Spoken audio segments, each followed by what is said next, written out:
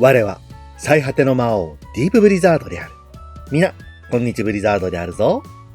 今回はリクエストの非常に多かったクリップスタジオペイントの優勝素材魔王おすすめのものを5つ紹介しようと思うのである。特にこのような素材紹介系の中でもリクエストの多かった時短になるもの、そして絵のクオリティを高めるものを中心に今回は紹介しておるので、ぜひぜひ最後まで見ていただけると嬉しいのであるぞ。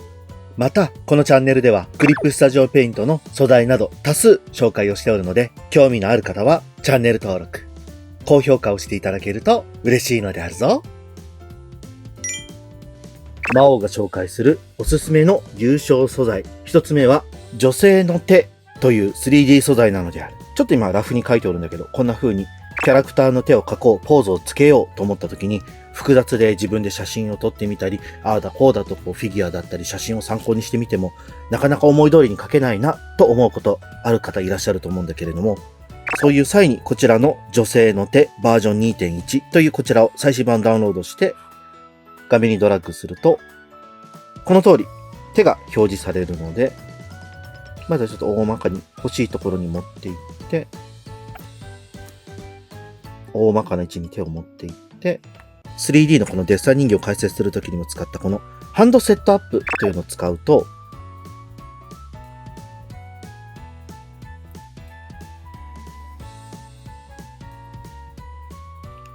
こんな感じで手のポージングをまずざっくりとつけることができるので、手のポージングや角度付けをしたら、親指、人差し指、中指、薬指、小指とロックすることができるので、とりあえず親指の動きはこんな感じでいいので、この手の動きをこんな風にざっくりと調整しながら、で、最終的な一つ一つの指の関節を調整して、細かいニュアンスを簡単に追加することができるのである。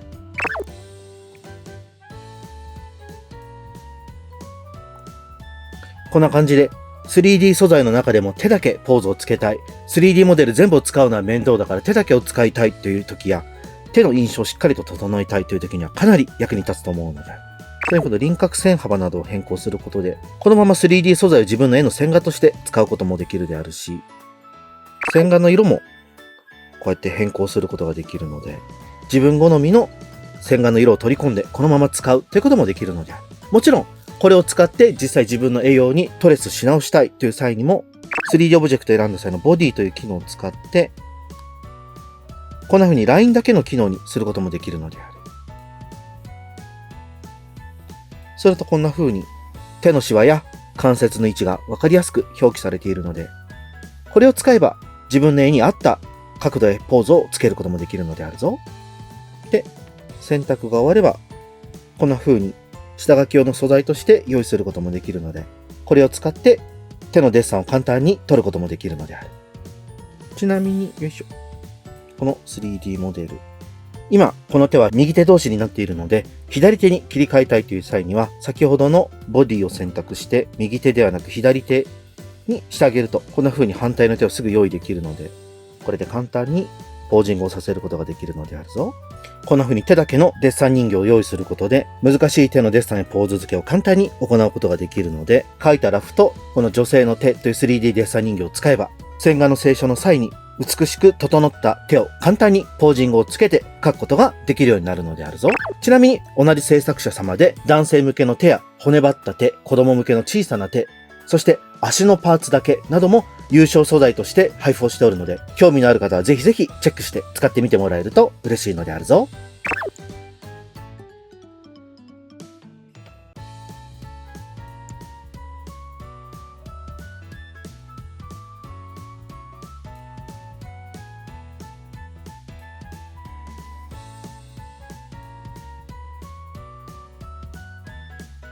というわけで完成したイラストがこちらである。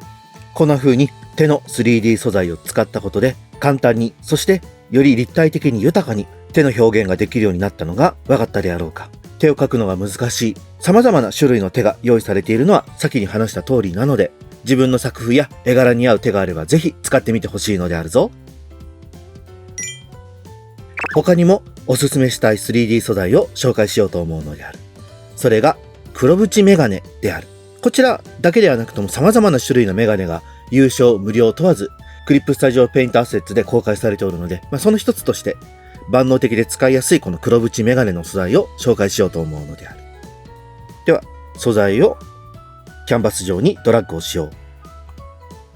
するとこんな風に 3D のメガネが置かれるので、このカメラで見た時のこの床面の影っていうのがキャラクターの顔につける時に邪魔になるので非表示にしておくと良いである。これだとこうやって好きな角度で配置をして顔の位置に合わせてトレースやこの 3D オブジェクトをそのまま素材として使うということもできるのであるぞ。実践的な使い方としてメガネをまずキャンバス上に配置をする。で、レイヤーの位置をキャラクターよりも上にしておこう。これでキャラクターよりも前にオブジェクトが表示されたのである。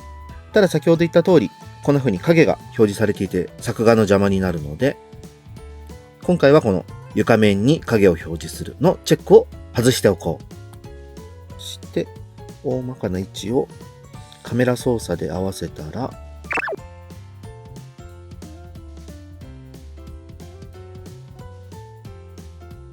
こんな感じでキャラクターに配置をすることができた。で、今回この 3D 素材をそのまま使ってみようと思うので、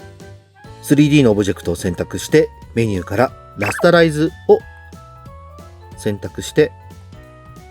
これでもうピクセルデータに変換をしたので、不要な部分を削ってあげて、こんな感じで簡単にキャラクターに 3D のメガネを配置することができるのであるぞ。ちなみにもちろんこれをそのまま使うではなく、キャラクターの作画素材として使ってみるも良いであるし、こうやって書き出したレイヤーを元にスクリーンなどを使って、こうやってメガネに色をつけたりすることもできるので、様々な使い道のある素材になると思うのであるぞ。では次におすすめする優勝素材は、仕上げパーティクルというブラシ素材である。使うだけで簡単にカラフルな粒子の粒を飛ばすことができるのであるぞ。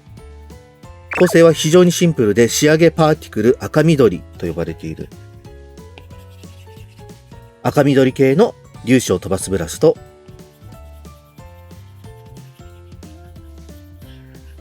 黄色青系の粒子を飛ばす2種類のブラシがついておるのである。これら自体は色の変更はできないので、この色を飛ばすということになるが、この色選びが非常に絶妙なので、割とどんな風に組み合わせてもおしゃれで可愛い使い方をすることができるのである。逆を言えば、色選びに悩んだり考えたりせず、これを使うだけで大丈夫とも言えるであろう。というわけで現在はキャラクターの髪の毛の陰影を選択範囲として選んでいる状態になっておる。色で表すとこんな感じであるな。この緑色の部分を今選択範囲として作成をしておる。この状態で新規レイヤーを作成して、レイヤーの合成モードを加算発光にしておこう。そしてこの状態で先ほどの仕上げパーティクルを使って髪の毛にランダムにこの光の粒を置いていこう。で、もう一種類の青と黄色の方もちょっと置いておく。こうするだけでも簡単に髪の毛の裏側にキラキラと輝くカラフルな銀河を作ることができるのである。色の種類が少ないからといって使い勝手が悪いのではなく、掛け合わせる色やレイヤーのブレンドモードによって大きく表情を変えることができるので、絵にもう一味何か欲しいなという時にこのブラシを使ってみると良い結果が生まれると思うのであるぞ。次におすすめする優勝素材はこちらのチェックブラシである。様々なチェック模様をメインカラーとサブカラーで使い分けることができ、絵に簡単にチェック模様を追加することができるブラシなのである。こちら本当にたくさんの種類のチェック模様がこうやって用意されておるので、服なんかにパーッと置くだけで簡単に今っぽ感のあるチェック柄を作り出すことができるのである。結構柄が追加されてかなり汎用性が高くなったんであるよな。では実際にこのキャラクターにちょっとチェック模様を追加してみようと思うのである。今回は服のこの赤い部分を今選択範囲で囲っている状態にしておこう。この状態で先ほどのチェックブラシでこんな風になぞってあげるだけで簡単に服に模様を追加できるのである。同じようにヘッドドレスの部分にも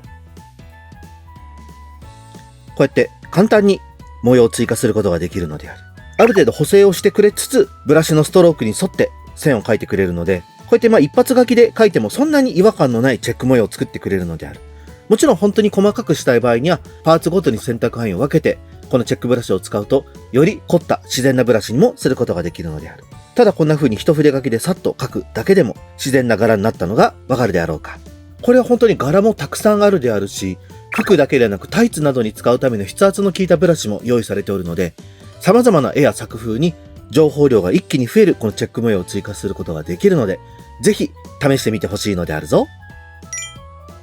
では、最後におすすめする優勝素材、それはちょこっとフレームである。